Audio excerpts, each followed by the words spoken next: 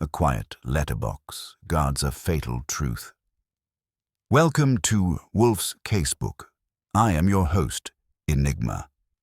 Tell me in the comments where you're tuning in from. Your presence makes this special. Let's begin. It was one of those mornings when the brownstone behaved as if it had signed a contract with Providence. No surprises, no visitors, no telephone ringing with a voice that started with, "Mr. Goodwin, I know this is irregular, but..." and ended with Wolfe grunting like a man being asked to peel potatoes. I was at my desk in the front room, where I do the things Wolfe won't do. Read mail that might be explosive, talk to people who might be contagious, and listen to lies without showing a rash. The house smelled the way it always smells before 11.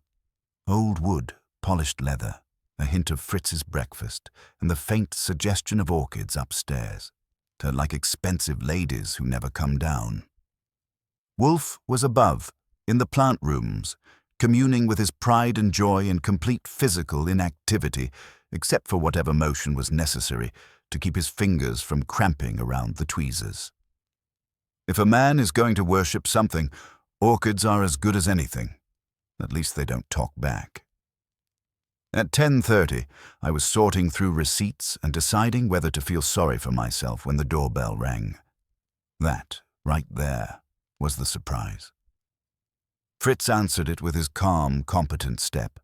From my chair, I could hear the pause that means he has opened the door and found something that doesn't belong to the brownstone, like a Jehovah's Witness or a check for Wolfe. Then Fritz's voice floated back, slightly puzzled, and it took a word to do it. "Archie." I went to the hall, and already suspicious.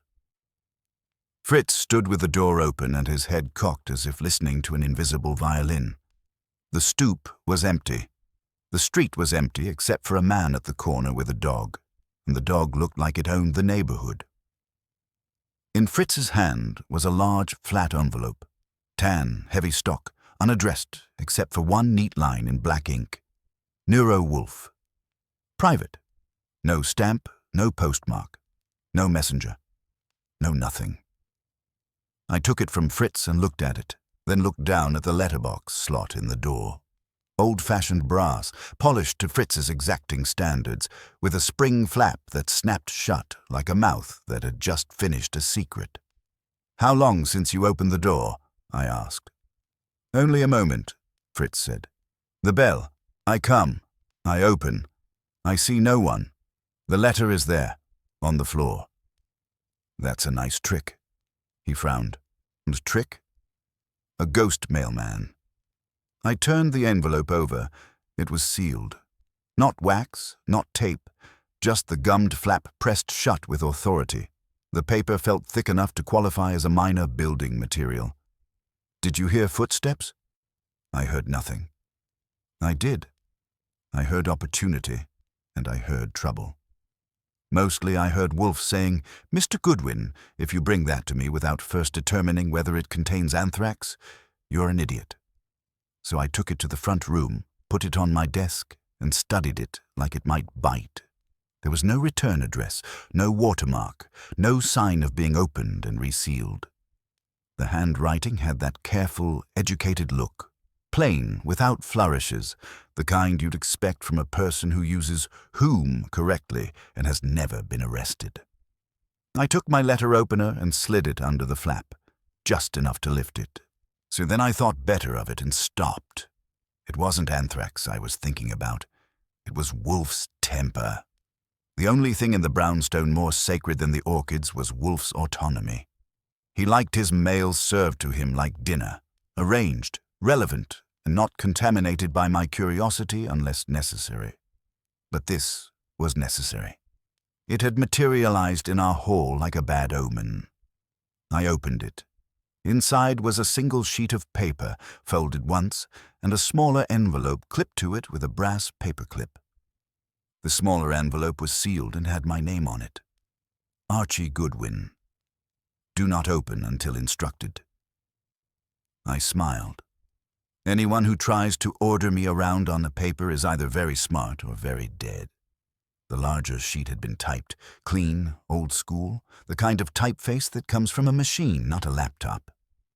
No letterhead.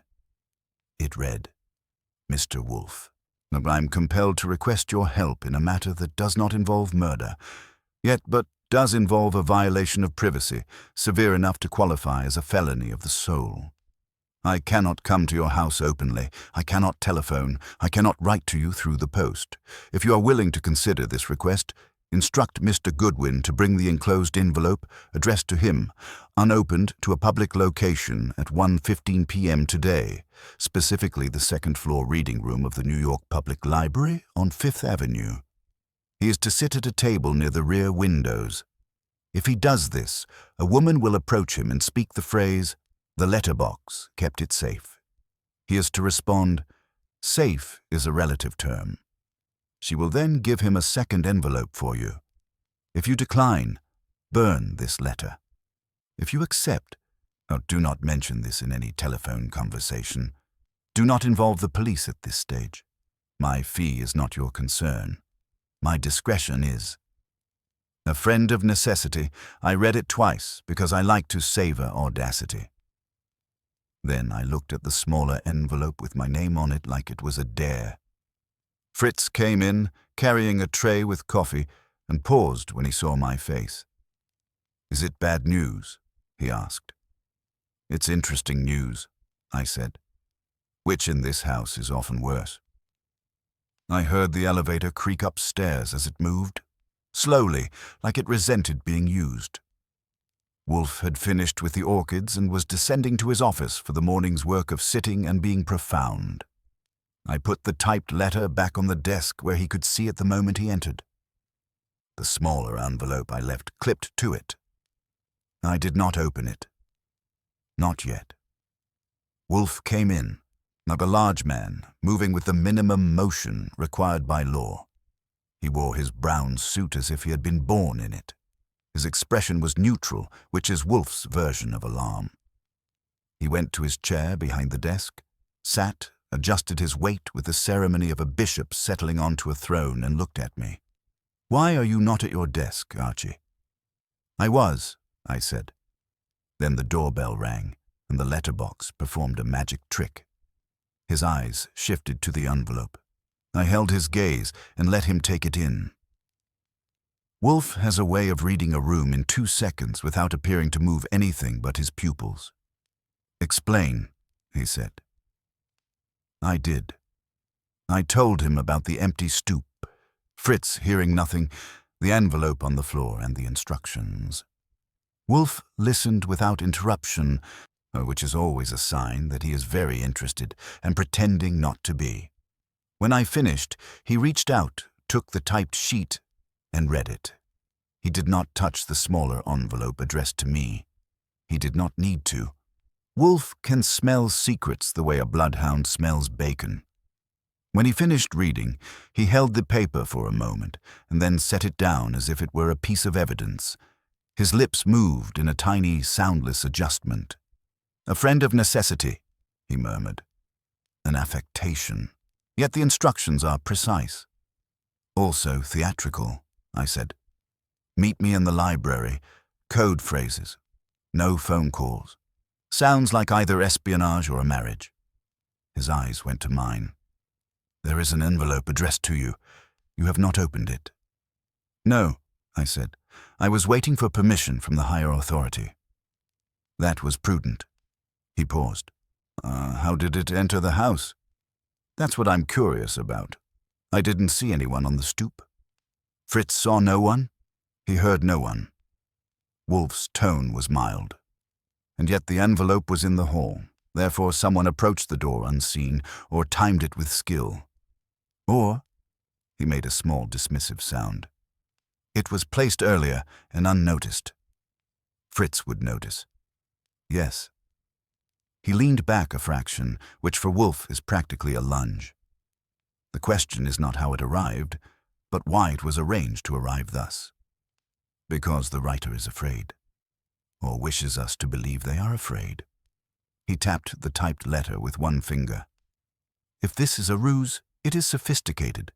If it is genuine, it is urgent. I'm free at 1:15, I offered. So is the library, unless you'd rather we burn it. Wolfe's eyes drifted upward toward the ceiling, as if the orchids might advise him. Then he looked back down at the letter like a man measuring a fish he might buy. Archie, he said, do you detect anything in this communication that would make you refuse to go? Other than the possibility of being shot between the stacks? No. Then you will go. I had expected that. Wolfe likes control, and nothing gives him more control than an unknown problem delivered to his doorstep. He also likes the brownstone undisturbed, which was already a lost cause. But, Wolfe added, you will not go alone. That surprised me. Wolfe's usual method is to send me out alone like a well-dressed ferret. Who's coming with me? I asked. Fritz with a rolling pin? No. Wolfe's mouth tightened slightly, a sign of decision. I will telephone Saul Panzer. I blinked. Calling Saul this early meant Wolfe believed the situation had teeth. Saul is Wolfe's favorite freelance operative. Slim, polite, relentless, and capable of blending into a crowd like a shadow with a bank account. I thought we weren't supposed to mention it on the telephone, I said. We will not mention it. Wolfe lifted the receiver and dialed from memory. I will instruct Saul to meet you at the library at 1:20. He will observe. You will conduct the exchange. As he waited for Saul to answer, he nodded toward the smaller envelope clipped to the letter. And now, since you have complied with the first instruction, waiting, you will open your envelope. Ah, I said. So now I get ordered around verbally instead of on paper. Much better. I unclipped the smaller envelope, slit it carefully, and slid out its contents. So it was a narrow strip of paper, folded twice. I unfolded it and read, If you are reading this, you have chosen to participate. The person who wrote the main letter is not the person who will meet you.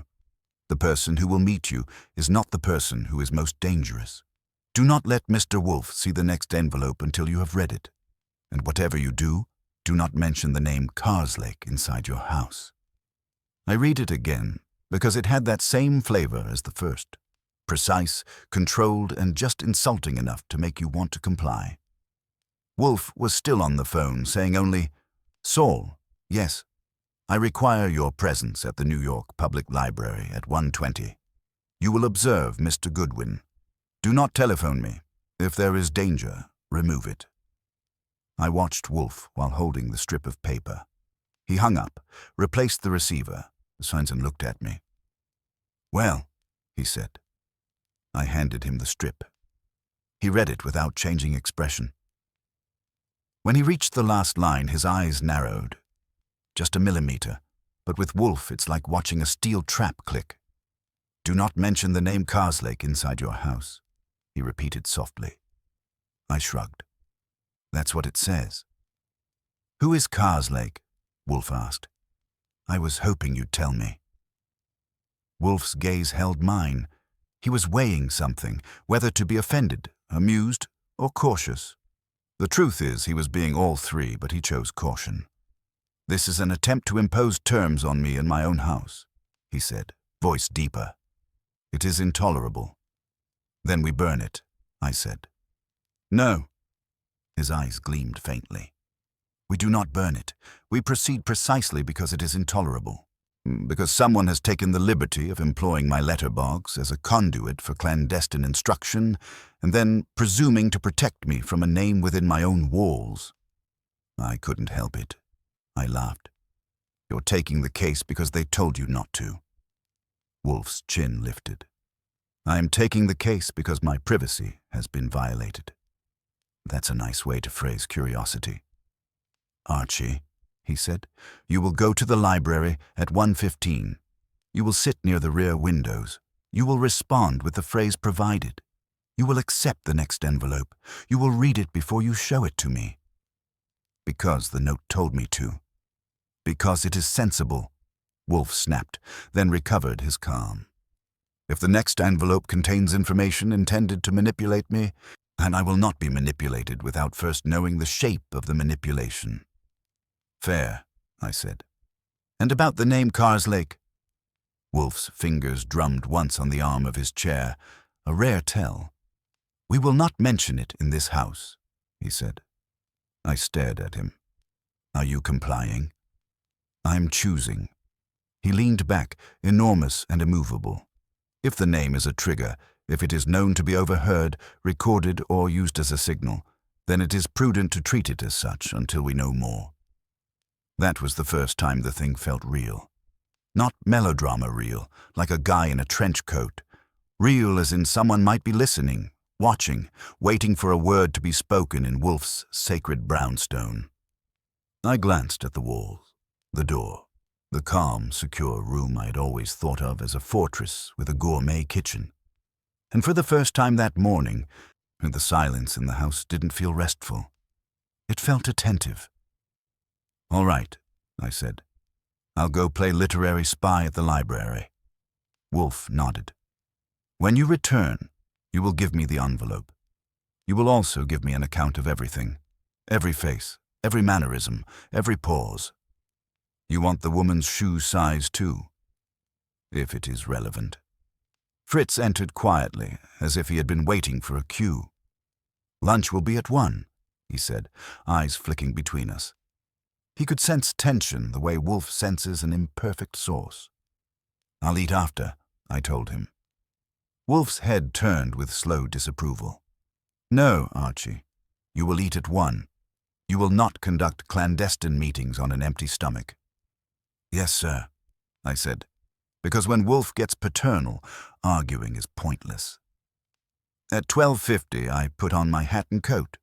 Saul Panzer would meet me at the library. Wolfe would remain here, anchored like a planet, with his mind stretching out over Fifth Avenue. Before I left, I paused at the front door and looked down at the brass letterbox slot. It sat there, innocent as a saint and just as capable of hiding sins. Somebody had used it to slip a message into our fortress without being seen. Somebody had told me not to say a name inside my own house. And Wolfe, Nero Wolfe, who hated being pushed, had chosen to comply. That meant the secret wasn't in the letter. It was in the brownstone. I can't write in Rex Stout's exact style, but I can keep the same kind of crisp first-person detective narration, the brownstone and brain power set up, and the deliberate, clue-driven pacing you've established. Lunch at 1 in that house is less a meal than a rule of nature. And Fritz doesn't merely serve food. He completes a ritual that keeps Wolfe civilized and me supplied with enough patience to tolerate Wolfe. I ate quickly. Roast chicken, potatoes that had no right to be that good, and coffee strong enough to negotiate contracts. Wolfe ate with the composed gravity of a man attending a private concert, which he was, since the only performer Fritz ever needed was Fritz. At 1:07, I was in the hall buttoning my coat. Wolfe was already in his office, settled, with the typed letter on his desk as if it had always been part of the furniture. He watched me the way a general watches a lieutenant go out to meet fog and artillery. Remember, he said, your eyes are not ornaments. I'll use them, I told him. Anything else? He considered. Do not improvise.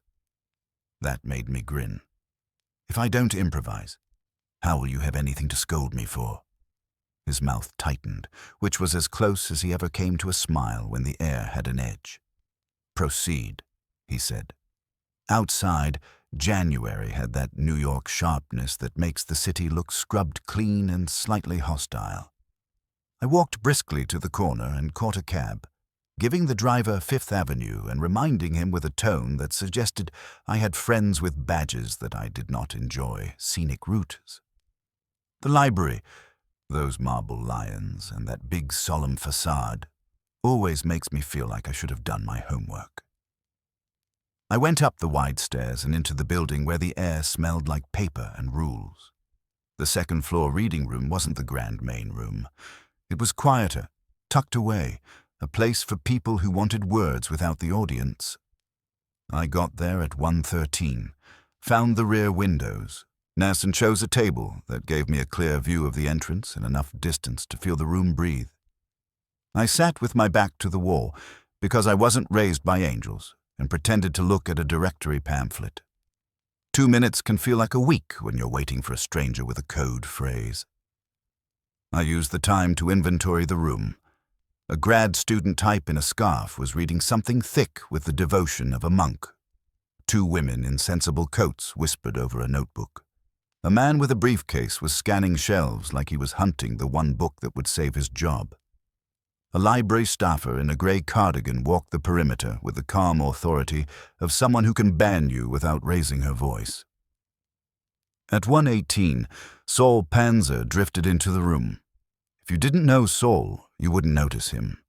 That's his gift. The medium height, plain suit, no sharp angles, no theatrics. He looked like an accountant who had lost his enthusiasm and found restraint. He didn't come to my table. He didn't even glance at me directly. He moved to a spot near the entrance where he could see the room reflected in a glass case and pretended to read a brochure. If I had tried to signal him, he would have ignored me. Saul doesn't do signals, he does results. At 1:21 she arrived. She wasn't a movie version of mysterious. She didn't wear a trench coat or dark glasses. She wore a navy coat that fit well, gloves, and a scarf tied with careful practicality. Early 30s, maybe, with dark hair pinned back and a face that had learned to look neutral in rooms where neutrality was armor.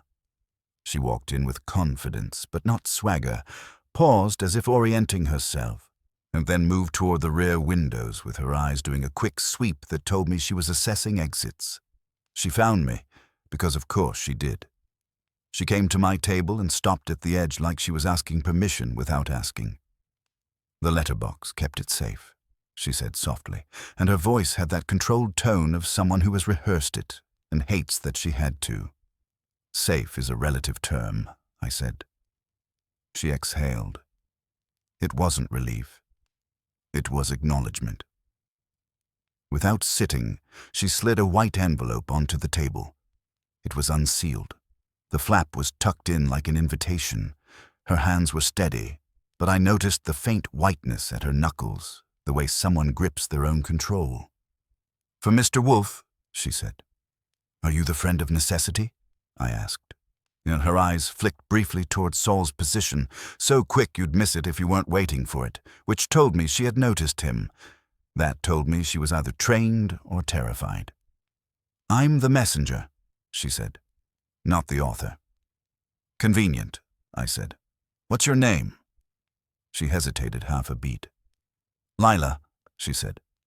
"Lila May." It sounded like an answer designed to pass inspection and fail later. "All right, Lila," I said. "Do you have any instructions besides the dramatic ones?" "Yes."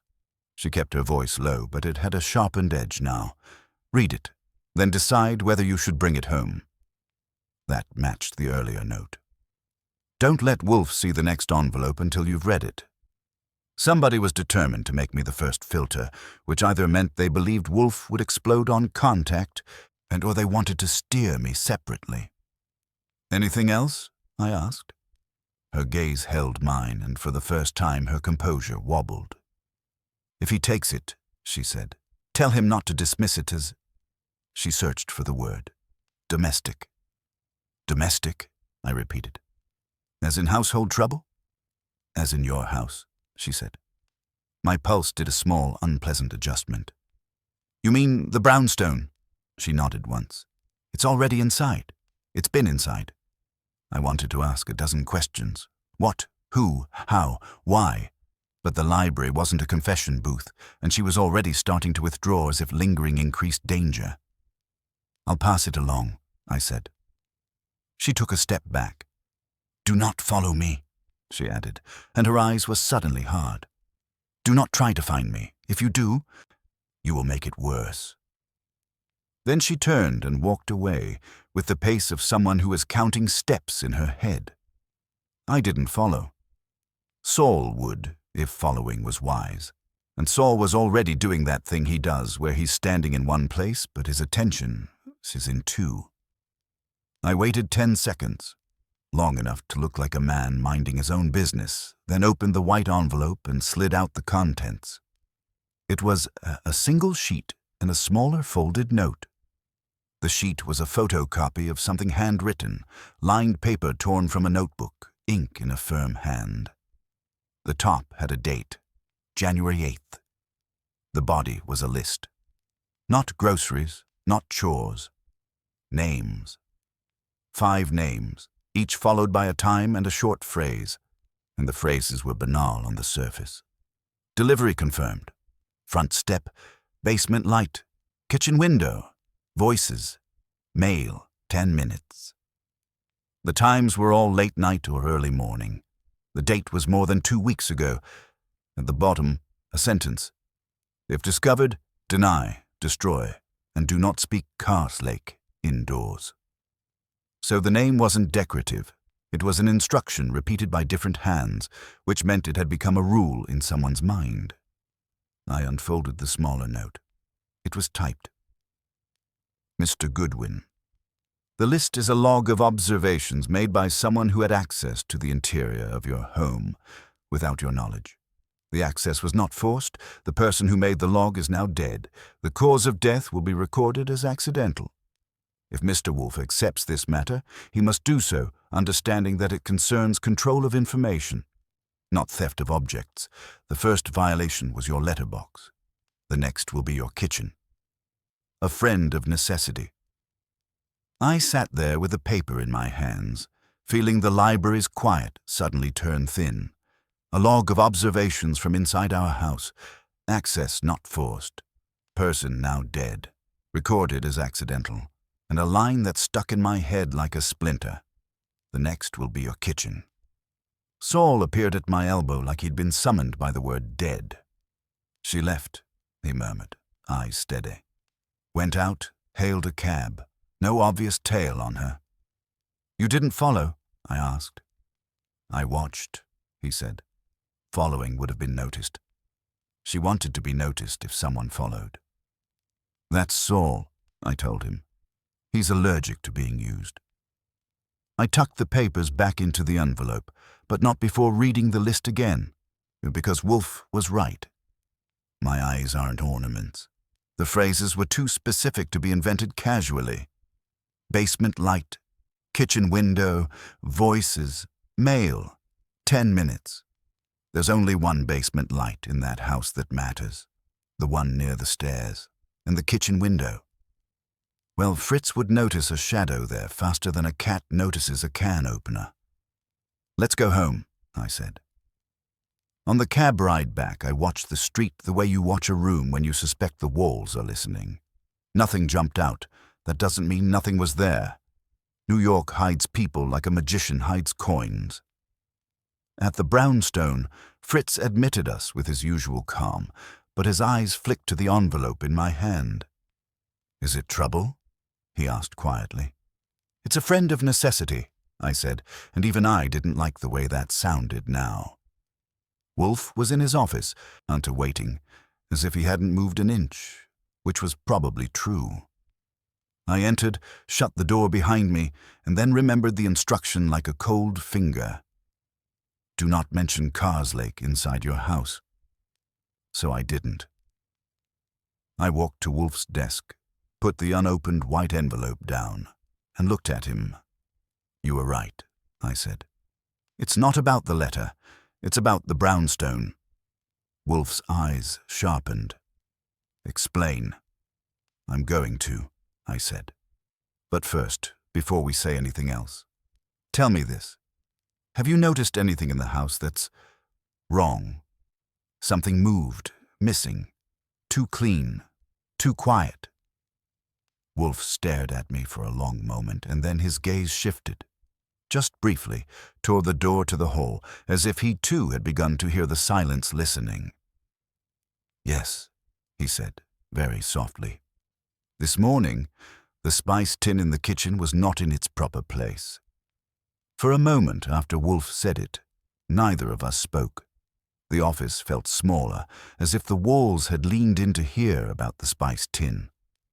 That's the thing about Wolfe's house. If something as small as a misplaced container registers with him, it's not small anymore. Which spice? I asked. Paprika, he said. Hungarian. Third tin from the left on the second shelf. It was rotated approximately 20 degrees and set back a 1/4 inch from its usual alignment. I whistled softly.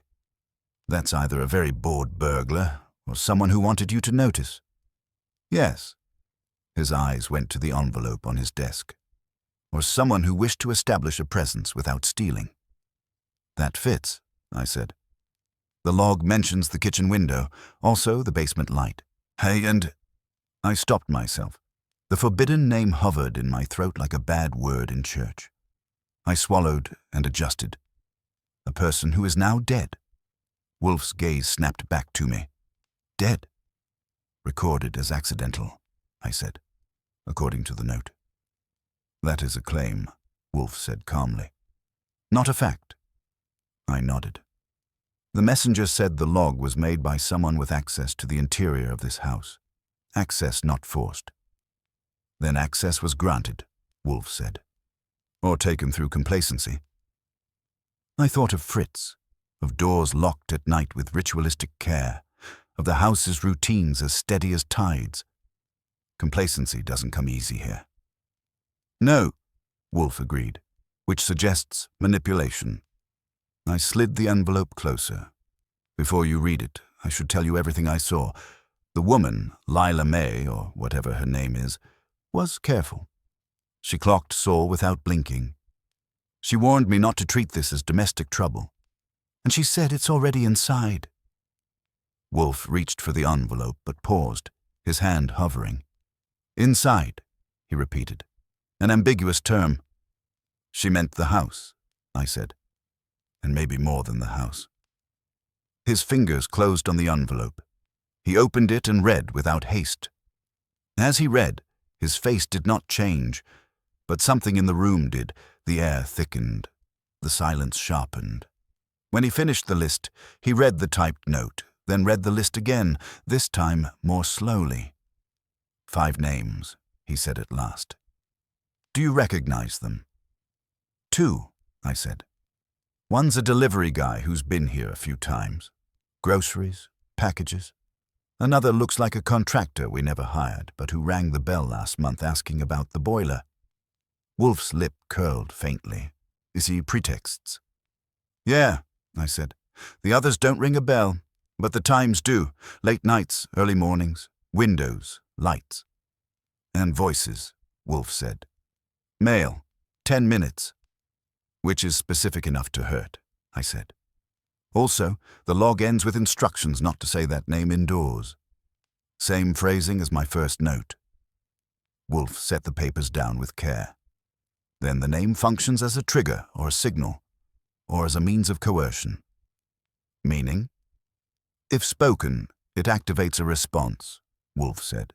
Surveillance, recording, or retaliation. I glanced at the walls again. You think the house is bugged? I think it is possible, Wolfe said. And I think the person who discovered it is dead. Recorded as accidental, I said again, because repeating it didn't make it less ugly. Accidents are convenient, Wolfe replied, and particularly for those who plan them. There was a knock at the door. Not sharp, not tentative. Fritz. Come, Wolfe called. Fritz entered, carrying a tray with coffee. He moved with his usual grace, but I saw his eyes flick to the papers, then to Wolfe's face. Fritz has worked for Wolfe long enough to read storms. You mentioned the spice tin, Fritz said quietly. I wish to clarify. Wolfe nodded. Please do. This morning, when I prepared lunch, I noticed the paprika tin was not as I left it the night before, Fritz said. I thought perhaps I had been careless. But when I adjusted it, I also noticed a faint smear on the shelf, like oil, but very light. Wolfe's eyes sharpened. Oil. Yes, Fritz said. Not cooking oil. Something thinner. I cleaned it. Wolfe exhaled slowly. You did not mention this earlier. I did not wish to disturb you without cause, Fritz said. Now I think there is cause. You were correct, Wolfe said. Thank you. Fritz hesitated. Should I check the rest of the kitchen? Wolfe considered. No, not yet.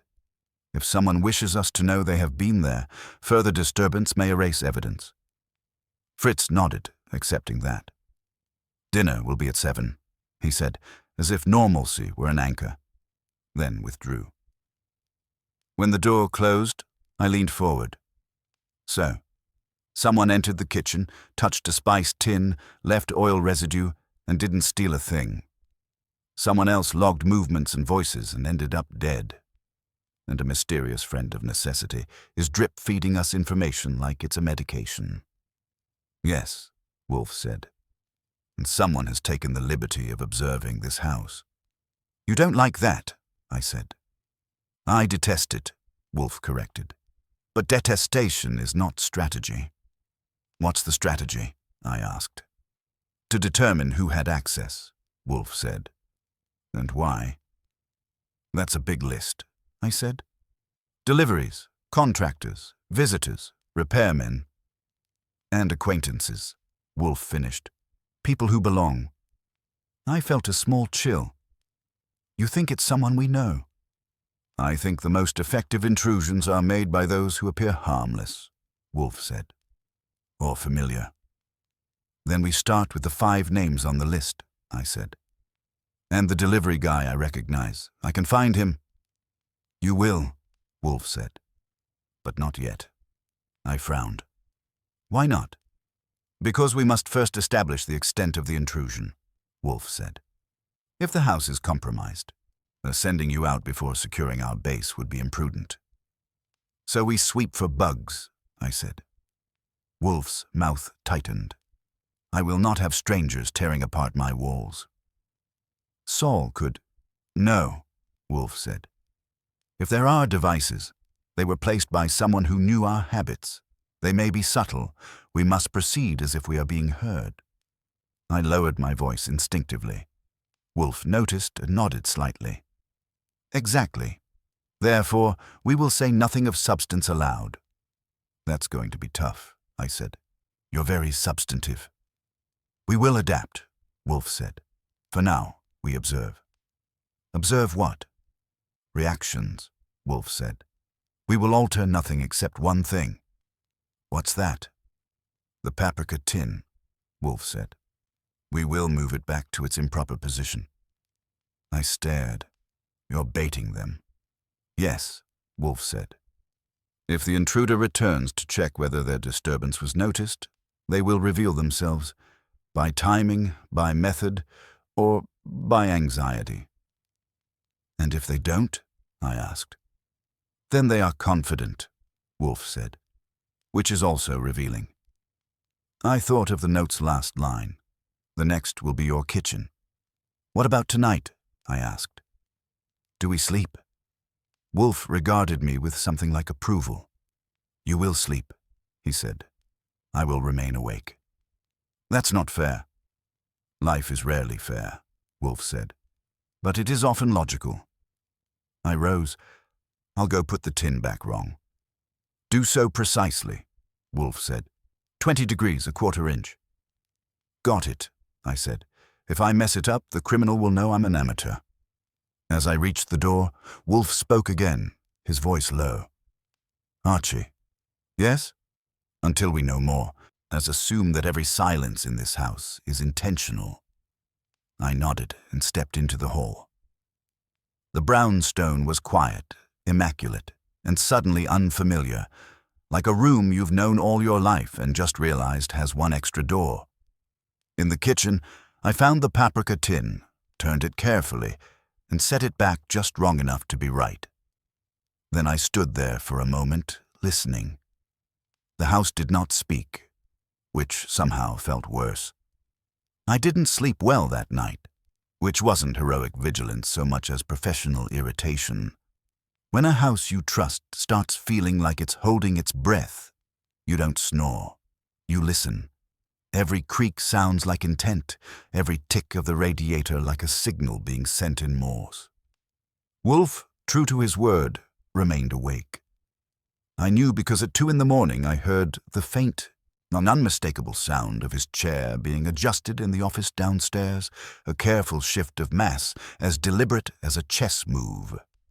Wolfe doesn't pace. He repositions reality. Nothing happened. No footsteps, no whisper of a window, no click of a door or hum of a device deciding to betray itself. By dawn, the brownstone had performed a flawless imitation of innocence. Breakfast came and went. Fritz served eggs and coffee with his usual precision, though I noticed he kept glancing toward the kitchen shelves as if expecting the paprika tin to leap for cover. Wolfe ate, drank, and said very little. That alone told me the gears were turning hard. At 9 sharp, Wolfe spoke. "Archie." "Yes?" "You will telephone Saul Panzer." I raised an eyebrow. I thought phones were off limits. "They are," Wolfe said. "But Saul does not require explanation. And he requires instruction." That was fair. I made the call and told Saul to come by. No urgency, no details. Saul arrived 10 minutes later, as if he'd been waiting around the corner, which he probably had. We convened in Wolfe's office with the door closed. Wolfe spoke slowly, choosing words that could survive being overheard without meaning anything to anyone else. "Mr. Panzer," Wolfe said, "we have reason to believe that this house has been observed from within." Saul nodded once. "How long?" "Uncertain," Wolfe said, "but recently enough to matter." "And you don't want an electronic sweep?" Saul said, not asking. "No," Wolfe replied. "I want you to watch the watchers." Saul's eyes flicked briefly to me, then back to Wolfe. "You have a suspect list?" "A partial one," Wolfe said. 5 names, 4 unknown to us, one marginally familiar. Saul waited. "You will locate these individuals," Wolfe continued. "You will determine their current activities, associates, and whether any of them have recently suffered what might be described as an accident." Saul's mouth tightened slightly. "Fatal?" "Yes." Saul nodded again. "Timeline?" "Immediate," Wolfe said. "Discretion is paramount." Saul stood. "I'll report only in person." "Correct," Wolfe said. When Saul left, Wolfe leaned back and closed his eyes for a moment, as if listening inward instead of outward. I watched him, because when Wolfe closes his eyes, it usually means he's arranging pieces that don't know they're on the board. "You're assuming the log is genuine," I said. "Yes," Wolfe replied without opening his eyes. Fabricating such a document would require intimate knowledge of this house and our habits. That knowledge itself would be incriminating." "And the friend of necessity?" I asked. "Still anonymous. Still pulling strings." Wolfe opened his eyes. "They are afraid." "Of the same people who killed the logger?" "Possibly," Wolfe said. "Or of exposure." "Which exposure?" I pressed. Wolfe's gaze fixed on me. "The exposure of how control is exercised." That was Wolfe at his most Wolfe, less concerned with the crime than with the mechanism behind it. Late morning passed without incident. At noon, Fritz informed us that the spice tins were undisturbed. That was data, not comforting data, but data. At 1:30, the doorbell rang. This time, we all heard it. I went to the hall. A man stood on the stoop, mid-40s, neatly dressed, holding a slim leather folder. He smiled in a way that suggested confidence backed by paperwork. "Good afternoon," he said. "I'm here regarding the boiler inspection." I didn't recognize him. That alone wasn't damning. Half of New York makes a living by not being recognized. "We didn't schedule an inspection," I said. He nodded agreeably. "Of course. That's why I'm here." "The city scheduled it." I glanced at his folder. "Let me check." I closed the door, turned, and met Wolfe's eyes from across the hall. He had not moved from his chair, but his attention was absolute. "Boiler inspection," I said quietly. "Ask for identification," Wolfe said. I opened the door again. ID? The man produced it promptly. City badge, laminated, convincing. I took it, looked, handed it back. Come in, I said. Then we stepped inside with the ease of someone accustomed to thresholds. As he did, his eyes flicked, not wandering, just noting. Front hall, stairs, door placements. Wolfe spoke from the office. Mr. Goodwin, who is our guest? A city inspector, I said. Hear about the boiler. Indeed, Wolfe said. How fortunate. The man smiled again, this time toward Wolfe. Routine inspection, sir. Won't take long. Mr. Goodwin, Wolfe said, escort the inspector to the basement. I did. The man descended the stairs ahead of me, one hand lightly on the rail. At the bottom he paused. Nice place, he said. Thanks, I replied. We're fond of it. He knelt by the boiler, opened his folder, and began making notes that might have been notes or might have been theater. I watched his hands. Clean. No oil residue. That didn't mean anything, except that it didn't mean nothing. Any recent issues? He asked. No, I said. He nodded, scribbled, then stood. All right, that's fine. You'll get a report. He closed the folder and headed back upstairs. I followed. In the hall, Wolfe addressed him. Sir, Wolfe said. Before you leave, I must ask you a question. The man turned, polite. Of course. Did you enter this house last night? Wolfe asked. The question landed like a dropped plate. The man's expression flickered. Just a flicker, but it was enough. No, he said. Wolfe studied him. You answered quickly. I didn't need to think, the man said. On the contrary, Wolfe said. One always needs to think. The man's jaw tightened. If there's nothing else, there is, Wolfe said. You will leave, but you will also understand that your presence here has been noted. The man hesitated, then nodded. Good day. When he was gone, I looked at Wolfe. Was that him? Unlikely, Wolfe said. Too obvious, but useful. How? He knows we are alert, Wolfe said. And whoever sent him knows it too. You think he was sent? Yes, Wolfe said, to test our awareness. And we responded, Wolfe said, which will provoke a response in return. As if summoned by the thought, the phone rang. Wolfe did not answer it. I did. It was Saul. I found the dead one, he said without preamble. One of the 5 names. Fell down a stairwell 3 days ago. Ruled accidental. Anything else? I asked. Yes, Saul said. He worked night security, had keys, temporary access, and 2 days before he died, so he called someone whose name I won't say over the phone. I closed my eyes briefly. I'm coming in, Saul said. When I hung up, Wolfe was watching me. The circle is tightening, he said. Yes, I replied, and I have a feeling the next move won't be subtle. Wolfe's eyes gleamed. Excellent. That was when I knew. Whoever thought they could use Wolfe's house as a laboratory had made a fundamental miscalculation. They had mistaken silence for ignorance and patience for passivity. Saul arrived 20 minutes later, letting himself in without knocking, which in that house is a privilege earned by competence. He came straight to the office, nodded once to me, and stood where Wolfe could see him without turning his head.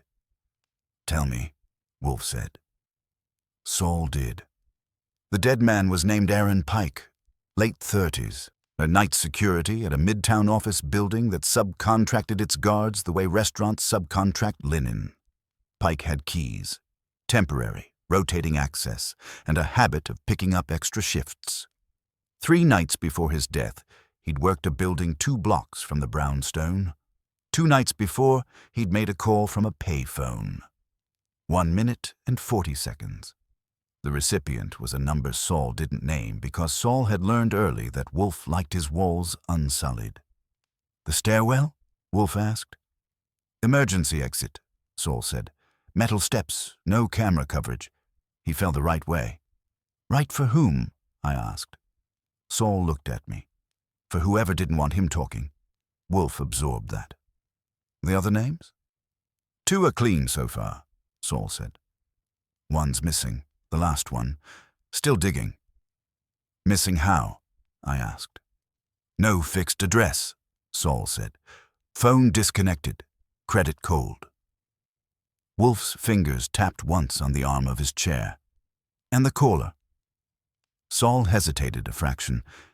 The number belongs to a shell, but it routes through a private exchange used by a consultancy. Which consultancy? I asked.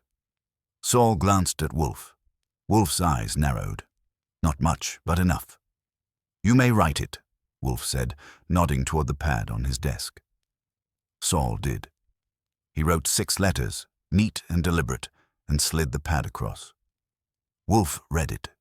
His expression didn't change, but the room felt as if a piece had clicked into place. Thank you, Wolfe said. You will continue. Saul nodded and left as quietly as he'd come. I leaned forward. That name? No, Wolfe said calmly. Not allowed. Fine, I said. But I'll say this much. If they're using security guards with temporary access and city inspectors as probes, they're mapping routines. Yes, Wolfe said, and controlling narrative. Meaning? Meaning, Wolfe said, that if something were to happen in this house, it would already have an explanation prepared. That landed hard. You think they're setting us up for an accident?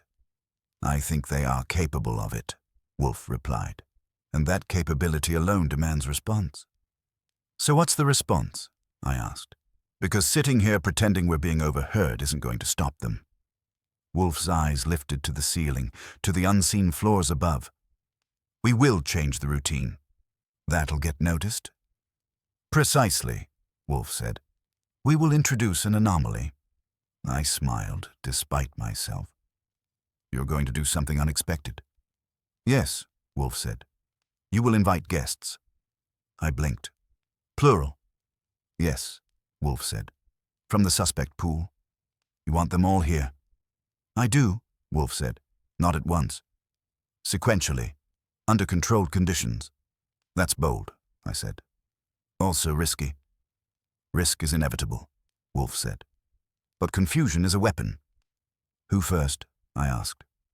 The delivery man, Wolfe said. The one you recognize. Grocery guy, I said. Name's Luis. Comes Thursdays. Then you will telephone him, Wolfe said. You will invent a pretext. That's my specialty, I said. What am I inviting him for? Dinner, Wolfe said. I stared. You're inviting a grocery delivery guy to dinner. Yes, Wolfe said. And you will observe his reaction. People usually react with confusion, I said. Not if they have been here without invitation, Wolfe replied. By 6 o'clock, I had done it. I told Luis there had been a billing mix-up, that Mr. Wolfe preferred to discuss such matters in person, and that dinner would be provided. Luis had hesitated, just enough to register, and then agreed. He arrived at 7, sharp, nervous but smiling, holding his cap like a prop. Fritz greeted him, took his coat, and ushered him to the office. Wolfe received him with formal courtesy, which tends to unnerve people more than hostility. They talked about invoices, delivery schedules, the price of produce. I watched. Luis was polite, attentive, and careful not to look around too much. When Wolfe mentioned the kitchen, Luis's eyes flicked there, just a flicker. Dinner was served. Luis ate carefully, praised the food, and left with thanks and no revelations. When he was gone, Wolfe exhaled. Inconclusive, I said. Not entirely, Wolfe replied. He was anxious, but not guilty. Next, I asked. The contractor, Wolfe said. The one who rang the bell. I called him, he declined. Too busy. That too was data. At 9, the phone rang. I answered. A woman's voice. Controlled. Familiar. Mr. Goodwin, it's Lila. My stomach tightened. You're calling the house? Yes, she said. That was not the plan. No kidding, I said. What changed? They did, she said. You altered the pattern. I glanced at Wolfe. He was watching me, alert. Talk, I said. They know you're aware, she said. The inspector this afternoon confirmed it. Confirmed for whom? I asked. For the ones who think they own the silence, she said. They're accelerating. How? I asked. By closing the loop, she said. They can't afford a loose end. And we're the loose end, I said. Yes, she said. And so am I. I lowered my voice. Then get out. I can't, she said. I know too much, and I know where they'll strike next. Where? I asked. The basement, she said. Tonight. I felt a cold line run down my spine. Why? Because it's quiet, she said, and because it can be explained. Explained how? I asked. There was a pause. Not long. Long enough. Gas, she said. A leak. A mistake. I closed my eyes. You're saying they're going to kill someone? Yes, she said. Or try. Who? I asked. There was another pause. Longer. Mr. Wolfe? She said. I opened my eyes. Wolfe was already standing fully upright, filling the room with presence in a way I'd seen only a handful of times. And he didn't need to hear the words. He could read them on my face. Listen to me, I said into the phone. If you know this much, you can help us stop it. I'm helping, she said. This call is a risk. Then take one more, I said. Come here. I can't, she said. But I can tell you this. They believe Mr. Wolfe will never leave his chair. I looked at Wolfe. His eyes were bright now, alive with something close to anticipation. That's their mistake, I said. Yes, she agreed. It is. The line went dead. Wolfe spoke before I could. Archie, he said, voice calm and resonant. You will go to the basement. Alone? I asked. No, Wolfe said. With Fritz. I blinked. Fritz? Yes, Wolfe said, because they will not expect vigilance from the kitchen. And you? I asked. Wolfe turned, slowly, and for the first time since I'd known him, so he stepped away from his chair. I, he said, will remain exactly where they expect me to be. I nodded, heart pounding, and headed for the stairs. As I descended, I realized the trap was no longer about listening devices or misplaced spice tins. It was about assumptions, and Nero Wolfe was about to punish someone for making them. The house settled back into itself the way an old boxer settles onto a stool between rounds. Scarred, alert, but satisfied the bell has rung in his favor.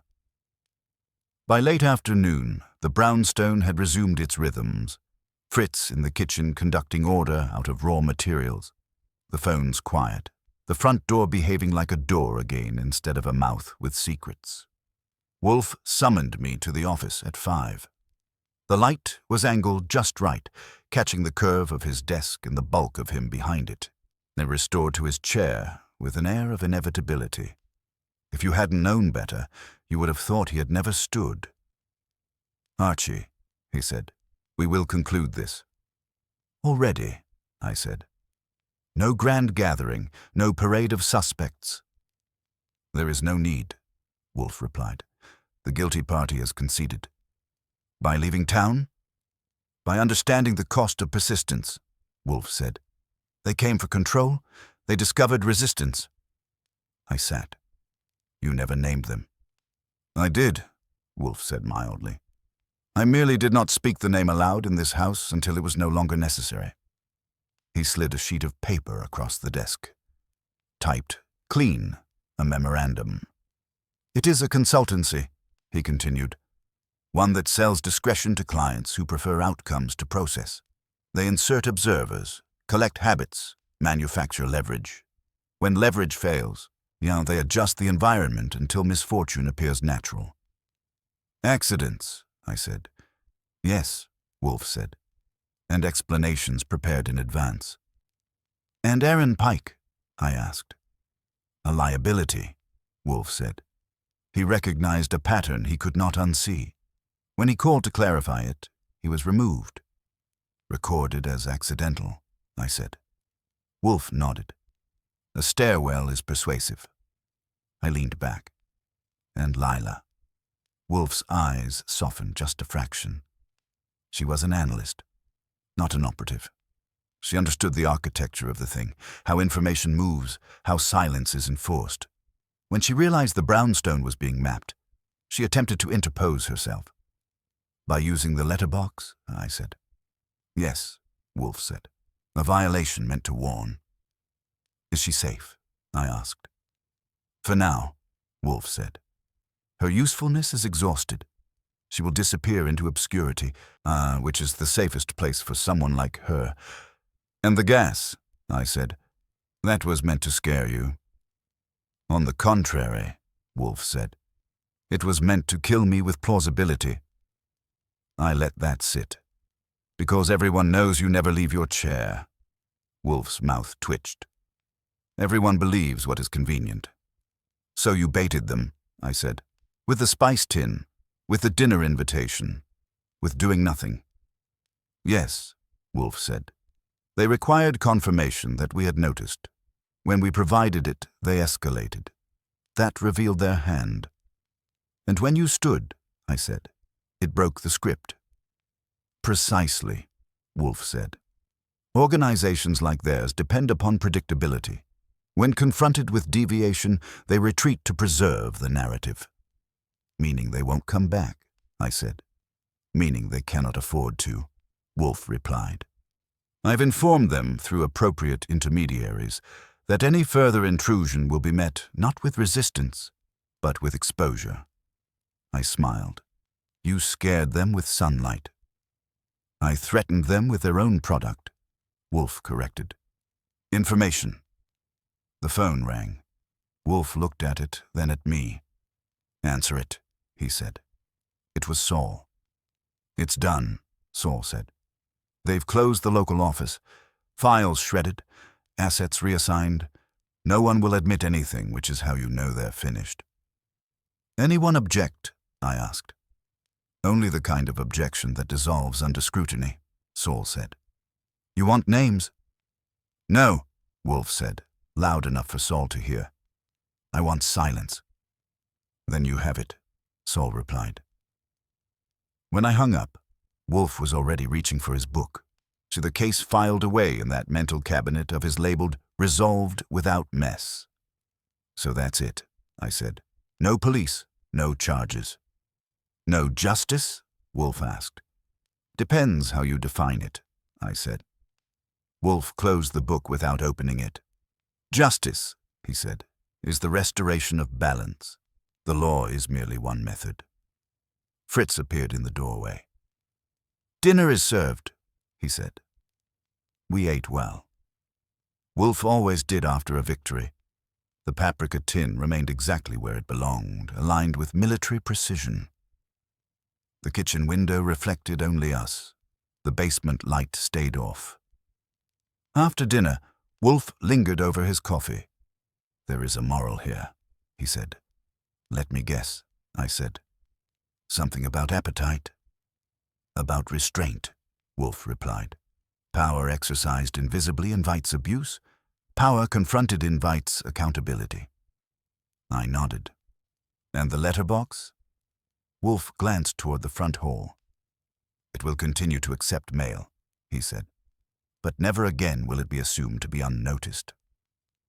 Later, as I sat at my desk and typed my notes, the house felt like itself again.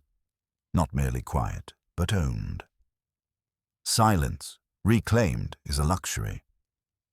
I thought of Lila, of Aaron Pike, of men who mistook familiarity for access and habit for permission. I thought of Wolfe, immovable until he wasn't, choosing when to stand the way other men choose when to speak. The letterbox had kept a secret all right, but not because it was clever, because it belonged to Nero Wolfe. And secrets in his house only lasted as long as he allowed them to.